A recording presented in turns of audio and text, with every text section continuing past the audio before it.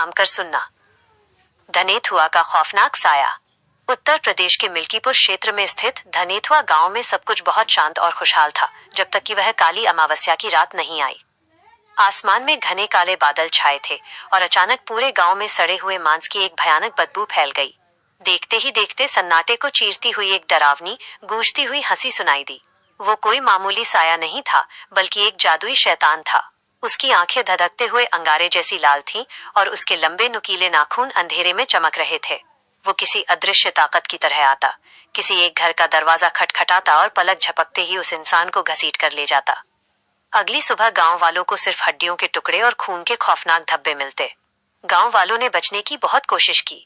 रात को घरों में बड़े बड़े ताले लगाए, तंत्र मंत्र और टोटके किए, लेकिन उस जादुई शैतान के आगे सब नाकाम था। वह दीवारों को पार कर जाता था। पहले हफ्ते उसने 5 लोगों को अपना शिकार बनाया। गांव में मातम छा गया। दूसरे हफ्ते ये गिनती 10 पार कर गई। अब लोग शाम ढलते ही थर थर कांपने लगते। देखते ही देखते 15 और फिर 20 लोग उस आदमखोर शैतान का निवाला बन चुके थे। धनेथुआ गांव अब एक कब्रिस्तान की तरह लगने लगा था, जहां सिर्फ मौत का सन्नाटा था।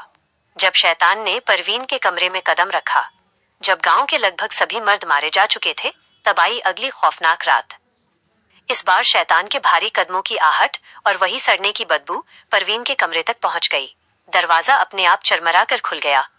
सामने वो विशाल डरावना शैतान खड़ा था, जिसकी जीभ से लार टपक रही थी। परवीन अंदर से बुरी तरह डरा हुआ था, लेकिन वो जानता था कि अगर वो भागा या चिल्लाया तो मारा जाएगा। उसने अपनी बुद्धिमानी का इस्तेमाल करने का फैसला किया। जैसे ही शैतान ने उसे दबोचने के लिए हाथ बढ़ाया, परवीन चीखा, तारांकन रुको, तुम एक जादुई और महान जीव हो। क्या तुम अपनी ताकत के घमंड में एक मामूली इंसान से हारने से डरते हो?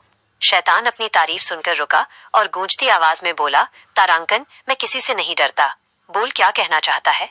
परवीन ने दांव खेला, तारांकन, हम एक खेल खेलेंगे। मैं तुमसे एक पहेली पूछूंगा।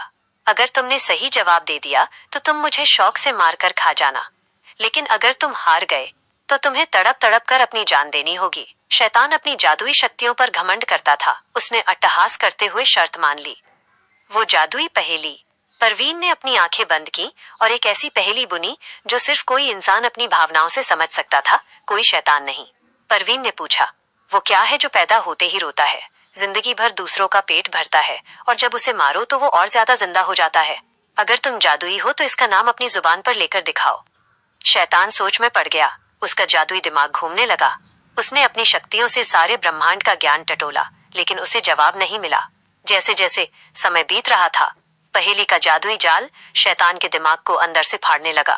वो गुस्से में चीखने लगा, तारांकन, मुझे नहीं पता, मुझे नहीं पता। घमंड का अंत। शर्त के मुताबिक जैसे ही उसने अपनी हार मानी, परवीन की पहेली एक अभिशाप बन गई। अचानक शैतान की लाल आंखों से गाढ़ा काला खून बहने लगा। उसके शरीर में एक अजीब सी आग लग गई। वो आग बाहर से नहीं, बल्कि उसके अंदर से निकल रही थी। वो दर्द से कराहते हुए फर्श पर गिर पड़ा। उसके नुकीले नाखून खुद ब खुद उखड़ने लगे और उसकी चमड़ी जलकर काली पड़ने लगी। वह तड़प तड़प कर पूरे कमरे में छटपटाया। अंत में एक भयानक चीख के साथ उसका पूरा शरीर काले धुएं और खौलती हुई राख के ढेर में बदल गया। सुबह की पहली किरण के साथ ही धनेथुआ गांव से वो काला साया हमेशा के लिए साफ हो चुका था। परवीन धीरे से अपने घर से बाहर निकला। जब बाकी बचे गांव वालों को पता चला कि परवीन ने अपनी बुद्धिमानी और सूझबूझ से उस जादुई शैतान को हमेशा के लिए खत्म कर दिया है, तो सबकी आंखों में खुशी के आंसू आ गए। परवीन ने न सिर्फ अपनी जान बचाई, बल्कि पूरे धनेथुआ गांव को उस आदमखोर के खौफ से हमेशा के लिए आजाद करा दिया।